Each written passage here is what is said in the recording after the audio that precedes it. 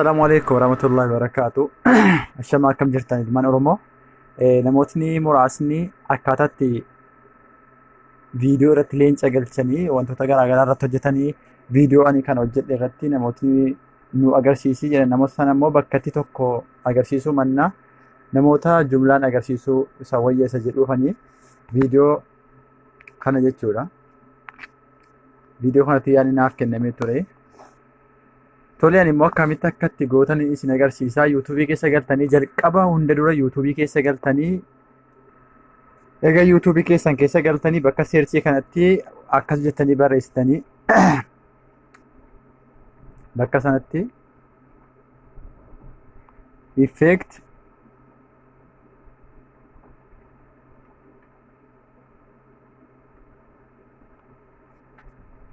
green screen lion jettanii itti barreessitan jechuudha.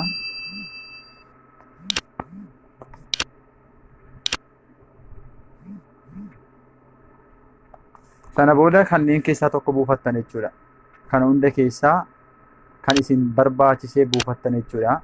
Ani amma haciisu kana buufadhu inni isa kanan buusee isin agarsiisa jechuudha. Inni kun barbaaddan sana qopheeffattan. Sana booda bakka kana ni tuqxanii ni beektan jedheen abdii qaba hundi keessanuu. San booda ishee kana irratti ni lagdan jechuudha. Efasii kana tuqxanii kan barbaadan baagiraawundii filattan jechuudha. Anamma kana filadhee hin dheeressadha. San booda booddatti deebitanii egasii laayirii kana ni tuqxanii laayirii eega tuqxanii booda ka jalqabaarra tuqxanii amma viidiyoo kanuma tokkoon gadi buusa. Mee kana keessaa tokkuma ta'u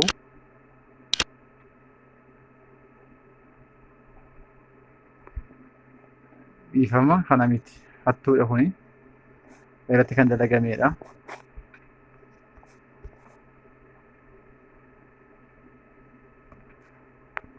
Mee kanumaa ta'u kana niin guddifadha akkasitti eegasii ta'ee jira jechuudha kuni. Leencaaf hin tolu kun xiqqoo as siqee jira waan ta'eef kana ta'u mee kanatu bareeda. Amma kun akkasitti jira. Eegasii booda egaa kana guuttanii booda dudduubatti deebitanii laayiriidhuma keessatti tuqxan ammas. Laayirii eeguu tuqxanii ka jalqabanii tuqxanii bakka leenca sana qabdan ni seentanii. Ani amma kunoo leenca kanneen ni qaba. Kana haa ta'u amma kanaan filadha. Irratti hin galcha jechuudha kana. Akkas iddoo kanaan galcha. Ni geessi agni kuni. Eegasii booda kunoo bakka giriinii leencaa kanarraa ni tuqxan al tokkitti. Isheerra al tokko ni cuqaassan akkasitti cuqaassan. San booda mallattoolee kanneen isinii fida. Kana isinii fida. Cormaa kee kana ni tuqxan jechuudha bakka kana. Isee mallattoo nama qabdu kanarra si'a tokkitti ni cuqaassanii. San booda itti bantanii isii kana. Ishee kana itti bantanii on gootanii akkasitti itti haramtanii.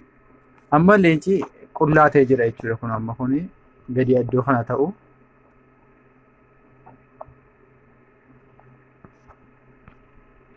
Mee jawwee duratti adeemu jechuudha. Akkasitti ni deema. Akkasitti jechuudha. San booda gara harka bitaatiinis immoo qeerensatti deemuu barbaaddanuu jechuudha. Bakka gadi buufattan sanatti ni cuqaastan ammas.